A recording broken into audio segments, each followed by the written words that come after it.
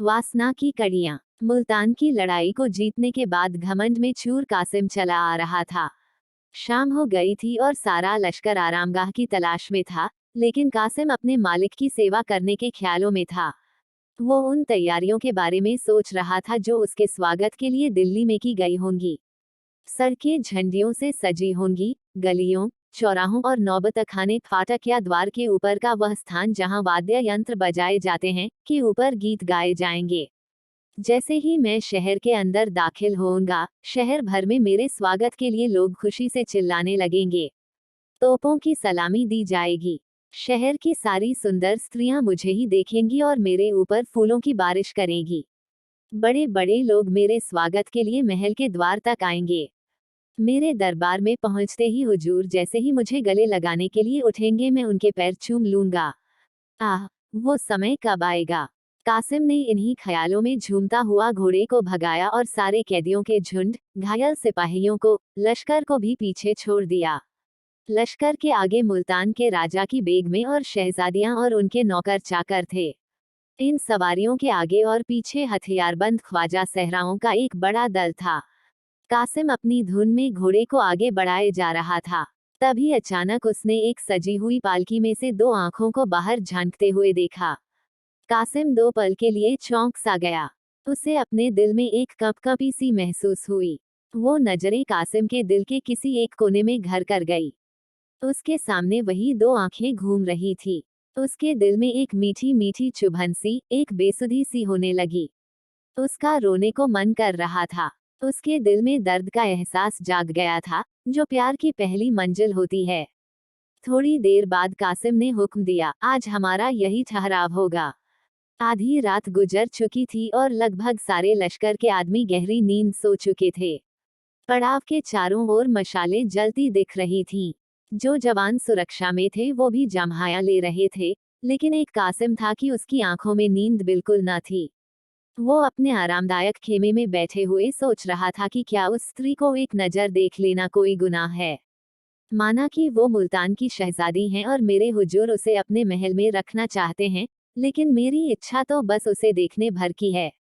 अगर ये गुनाह है तो मैं ये गुनाह करूंगा।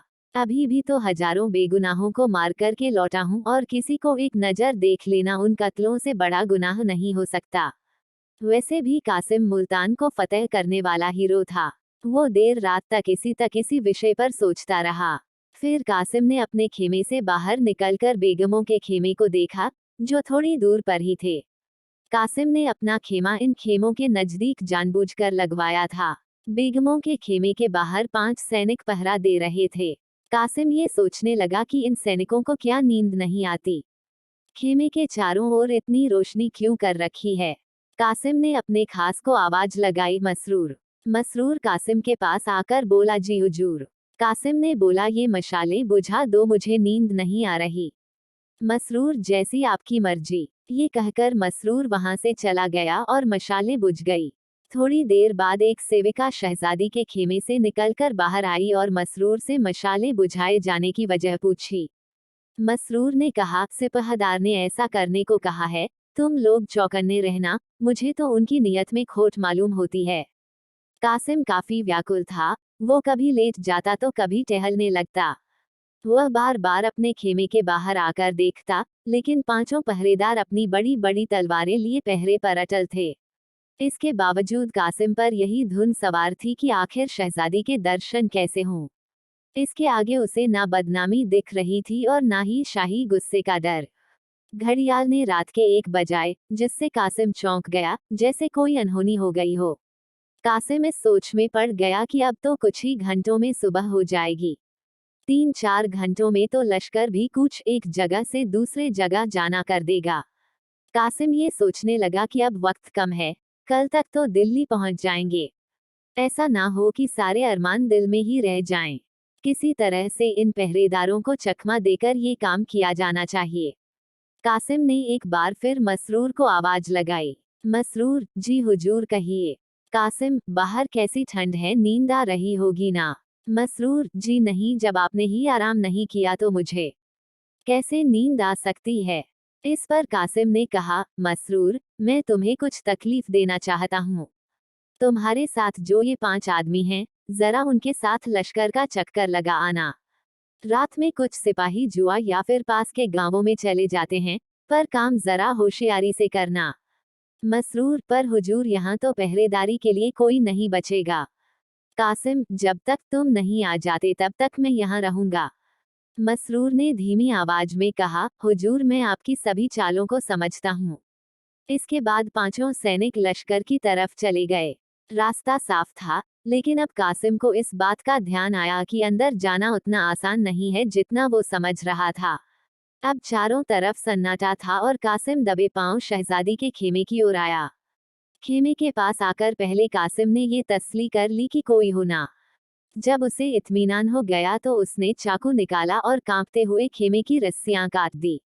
अब खेमे के अंदर जाने का रास्ता बन आया तो उसने अंदर एक दीपक जलता हुआ देखा और फर्श पर सोई हुई 2 दासियों को पाया। शहजादी एक आरामदायक मखमली गद्दे पर लेटी हुई थी। कासिम ने अपनी हिम्मत बढ़ाई और सरक कर खेमे के अंदर घुस गया। वो दबे पांव शहजादी के पास गया और उसे देखने लगा। अब उसके अंदर वो डर नहीं था जो खेमे के अंदर घुसते वक्त हुआ था। करीब 1 मिनट तक बिना पलक झपके कासिम शहजादी को देखते रहा। कासिम शहजादी की खूबसूरती को देखकर देखता ही रह गया। उसकी बेचैनी ने अब इच्छा का रूप धारण कर लिया। उस बेचैनी में एक व्याकुलता थी, एक पीड़ा थी जो उसे आनंद दे रही थी। कासिम का दिल उस खूबसूरत शहजादी के पैरों में सिर रखने का कर रहा था, रोने को हो रहा था, यहाँ तक कि उसका दिल उस सुंदरी के कदमों में अपनी जान देने का कर रहा था। उसके मन में अजीब सा एहसास होने लगा और वह वासना की लहरों में फंसता चला गया। कासिम करीब आधे घंटे तक उस सुंदरी के पैरों के पास अपना सिर झुकाए बस यही सोचता रहा कि आखिर कैसे उसे जगाए। वो जैसे जैसे करवट बदलती कासिम का कलेजा मुंह को आ जाता। कासिम ने जिस दिलेरी, जिस बहादुरी से मुल्तान को जीता था, धीरे धीरे वो दिलेरी उसका साथ छोड़े जा रही थी। फिर अचानक कासिम ने एक गुलाबपोश गुलाब जल रखने का पात्र को देखा, जो एक चौकी पर रखा हुआ था। उसने गुलाबपोश उठाया और फिर सोच में पड़ गया कि शहजादी को जगाऊं या नहीं। अंत में हिम्मत कर कासिम ने शहजादी के चेहरे पर गुलाब जल के कई छींटे डाले, जिससे शहजादी की नींद खुली और उसने अपने सामने कासिम को पाया। कासिम को देखकर उसने फौरन अपना चेहरे पर नकाब डाला और धीरे से मसरूर को आवाज लगाई। इस पर कासिम ने कहा, जी वो मसरूर तो यहाँ नहीं है, लेकिन आप मुझे अपना ही खादिम समझिए। शहजादी ने अपना नकाब ठीक किया और खेमे के एक कोने में जाकर खड़ी हो गई। कासिम को आज पहली बार अपनी वाक शक्ति, बोलने की शक्ति को लेकर यह एहसास हुआ कि वो कितना गंभीर आदमी है। उसे अपने जज्बात बयां करने में हमेशा झिझक होती थी। कासिम ने कहा, मैं जानता हूं कि मैंने गलती की है, आप इसकी जो सजा सही समझे वो मुझे मंजूर होगी। कासिम ने शहजादी के सामने आह भरते हुए कहा, मैं ही वो बदनसीब इंसान हूँ जिसने आपके बुजुर्ग पिता और भाइयों को मारा है। मेरे ही हाथों से मुल्तान के हजारों जवान भी मारे गए। सल्तनत तबाह हो गई और आपको ये दिन देखना पड़ा, लेकिन आपका ये मुजरिम आपके सामने है। आपके एक इशारे पर मैं आपके लिए न्योछावर हो जाऊंगा। मुझे ये आज मालूम हुआ कि कैसे बहादुरी के पर्दे में मन की इच्छा इंसान से किस तरह के पाप करवाती है। काश मेरी ये आंखें पहले खुली होती। कासिम ने अपने दिल का सारा हाल शहजादी के सामने कह दिया। भावनाओं में उसने अपने दिल की पीड़ा का ऐसा वर्णन किया कि उसके पास जो शब्द थे वो भी खत्म हो गए। अपने दिल की बात कहने की उसकी सारी इच्छा पूरी हो गई। कासिम वहां से हिला तक नहीं, बल्कि उसने अपनी आरजुओं के लिए एक कदम और आगे बढ़ाया। मेरे इस पूरे विवरण का फायदा ही क्या? अगर हाले दिल ही सुनाना होता तो किसी तस्वीर को सुना देता। वो तस्वीर मेरी कहानी को ज्यादा ध्यान से और खामोशी से सुनती। कासिम के दिलो दिमाग में बस यही चल रहा था कि काश मैं भी इस सुंदरी की आवाज सुन पाता। मेरे इस दर्द का उसके दिल पर क्या असर हुआ ये मालूम हो पाता। काश उसे इस बात का एहसास होता कि जिस आग में मैं जल रहा हूँ, उसकी थोड़ी सी आंच उधर भी पहुंच पाती। उसकी आवाज कितनी मीठी होगी। इस सुंदर शहजादी की आवाज सुनने में कितना मजा आएगा। अगर कहीं वो भी मुझसे प्यार करती होगी तो फिर मुझसे खुशनसीब इस दुनिया में कोई और ना होगा। इन्हीं ख्यालों में कासिम दिल ही दिल खुश हुए जा रहा था। इन सबके बीच कासिम को दासियों के जागने और मसरूर के वापस आ जाने की धक धक लगी हुई थी। कासिम ने कहा, ए हुस्न की मल्लिका, ये खादिम सेवक आपकी कृपा का अधिकार रखता है, इस पे कुछ रहम नहीं करेगी आप। इस पर शहजादी ने नकाब की अंदर से ही कहा, जो खुद रहन पाने का अधिकारी हो वो दूसरों पर क्या रहन करेगा। मैं वो पंछी हूँ जिसके ना बोल है ना पर। शहजादी ने कहा, मुझे मालूम है कि कल शाम को मैं उस जालिम बादशाह के आगे हाथ बांधे खड़ी रहूंगी। कौन शख्स ऐसी जिंदगी की इच्छा रखेगा। आगे शहजादी ने आह भरते हुए कहा, मुल्तान की शहजादी एक जालिम और पापी इंसान की वासना का शिकार होने को मजबूर है। आप मुझे मेरे हाल पर छोड़ दीजिए। मैं तो हूं ही बदनसीब, ऐसा ना हो कि आपको भी मेरे साथ साथ शाही गुस्से का शिकार बनना पड़े। दिल में तो बहुत बातें हैं पर क्यों कहूँ, उससे क्या ही हासिल हो जाएगा। आप बहादुर भी हैं और आप में खुददारी भी है, खुदा आपको बरकत दे। मुझे आपसे कोई शिकायत नहीं है। मुझे आज मालूम हुआ कि मोहब्बत कितनी पाक है, जो उस दामन में भी मुंह छुपाने से परहेज नहीं करती जो मेरे अपनों के खून से सना पड़ा है। आपसे मेरी बस यही विनती है कि आप इस गरीब को भूल मत जाना। ये पल मेरे दिल में हमेशा एक मीठी याद बनकर रहेगा। उस कैद में यही सपना मेरे दिल को सुकून दिया करेगा। अब आप इस सपने को तोड़िए मत और खुदा के वास्ते जाइए यहाँ से, इससे पहले कि मसरूर आ जाए। वो बड़ा ही जालिम किस्म का है। मुझे तो ये आशंका है कि उसने आपको धोखा दिया है, इसमें भी कोई शक नहीं कि कहीं वो यहाँ ना छिपा बैठा हो, उससे आप थोड़ा होशियार रहिएगा। अब आप जाए, खुदा हाफिज। ये सब सुनने के बाद कासिम ख्यालों में डूब गया। उसने जो कभी सपने में भी नहीं सोचा था वो पूरा हो गया। वो गर्व से फूला न समा रहा था। वो अपने आप को दुनिया का सबसे खुशकिस्मत इंसान समझ रहा था। कासिम के दिल ने कहा, मैं इस खूबसूरत स्त्री के लिए क्या कुछ नहीं कर सकता। मैं क्यों डरूं बादशाह से। मैं बादशाह का गुलाम नहीं हूँ। मेरी बहादुरी की किसी भी दरबार में कद्र हो सकती है। मैं इस गुलामी की जंजीर को तोड़ डालूंगा और एक ऐसे देश में जाकर बस जाऊंगा जहां बादशाह तो क्या उसके परिंदे भी ना आ सकें। हुस्न का आशीर्वाद हो तो मुझे किसी और चीज की इच्छा नहीं। मैं अपनी इच्छाओं का गला क्यों घोटूं। इन्हीं विचारों को मन में सोचते हुए कासिम ने तलवार निकाली और बोला, जब तक मुझ में दम है तब तक आपकी ओर कोई आंख उठाकर भी नहीं देख सकता, चाहे फिर वो बादशाह ही क्यों ना हो। मैं दिल्ली के हर कूचे में खून की नदियां बहा दूंगा, पूरी सल्तनत को तबाह कर दूंगा। अगर कुछ नहीं कर पाया तो मर मिट जाऊंगा पर आपका अपमान होते नहीं देखूंगा। शहजादी धीरे धीरे कासिम के करीब आई और बोली, आप पर पूरा भरोसा है मुझे, पर आपको मेरे लिए थोड़ा तो सब्र करना होगा। आपकी खातिर मैं हर तरह की तकलीफ सह लूंगी। आपका प्यार ही मेरी हिम्मत बनेगा। इस बात का यकीन है कि आप मुझे अपना समझते हैं, मेरा सहारा बनेंगे। ना जाने तकदीर हमें फिर मिलाए या नहीं। इस पर कासिम ने अकड़ते हुए कहा, हम लोग दिल्ली जाएं ही क्यों, भरतपुर जा सकते हैं। शहजादी ने कहा, पर हिंदुस्तान से बाहर थोड़े ना जा सकते। जंगलों और वीराने में जिंदगी चैन से नहीं बीतेगी। आप असलियत से मुंह मत मोड़िए। माना खुदा ने आपको बहादुरी बख्शी है, पर तेगे इस्फानी भी तो पहाड़ से टकराएगी तो टूट ही जाएगी। शहजादी की बात सुनकर कासिम का जोश थोड़ा ठंडा हुआ। कल्पना की दुनिया का जो भ्रम उसकी आंखों पर था वो हट गया। उसे अपनी बेबसी साफ साफ दिखाई देने लगी। कासिम बोला, अगर आपको मेरे साथ जंगलों में जिंदगी बिताना पड़े तो क्या। मोहब्बत में तो दुनिया की नेमतें भी फीकी लगती हैं।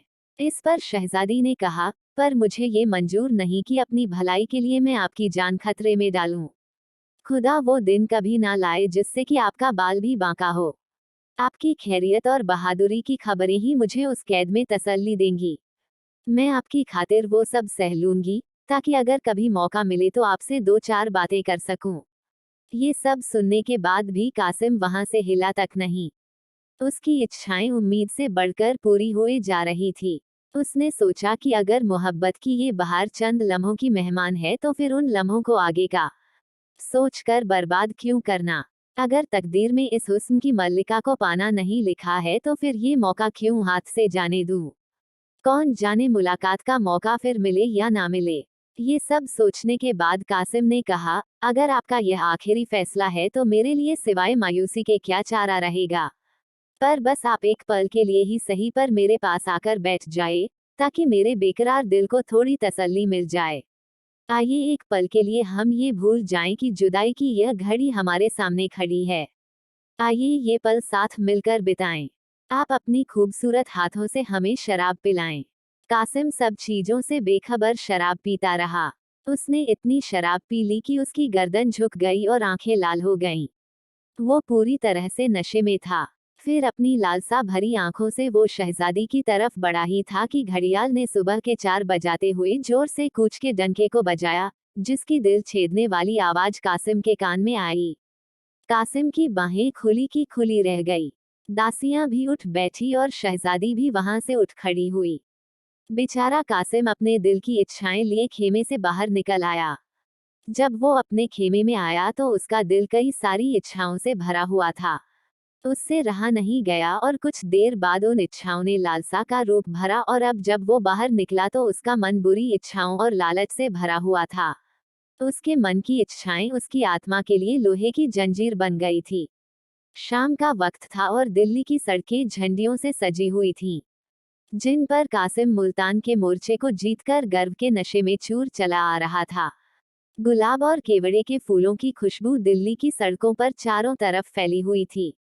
नौबतखानों में सुहाना राग गाया जा रहा था। तोपों ने मोर्चे की अगुवाई में अपनी आवाज बुलंद की। नगर की सुंदरियां खिड़कियों से देख रही थी। फूलों की बारिश हो रही थी। जब कासिम शाही महल के पास पहुंचा तो बड़े बड़े अमीर लोग उसके स्वागत के लिए कतार में बंधे खड़े थे। ऐसे सत्कार के बीच जब वो दीवाने खास में पहुंचा तो उसका दिमाग उस वक्त 7वें आसमान पर था। बादशाह के पास पहुंचते ही उसने शाही तख्त को चूम लिया। बादशाह भी मुस्कुराते हुए अपने तख्त से उतरे और कासिम को गले लगाने के लिए आगे बढ़े। कासिम अपने हुजूर के पैर चूमने के लिए झुका ही था कि मानो उसके सिर में एकाएक जैसे कोई बिजली गिरी। बादशाह का खंजर उसकी गर्दन पर पड़ते ही उसका सिर शरीर से अलग हो गया। खून के छींटे बादशाह के पैरों में, तख्त पर और उसके पीछे खड़े मसरूर की तरफ गिरे।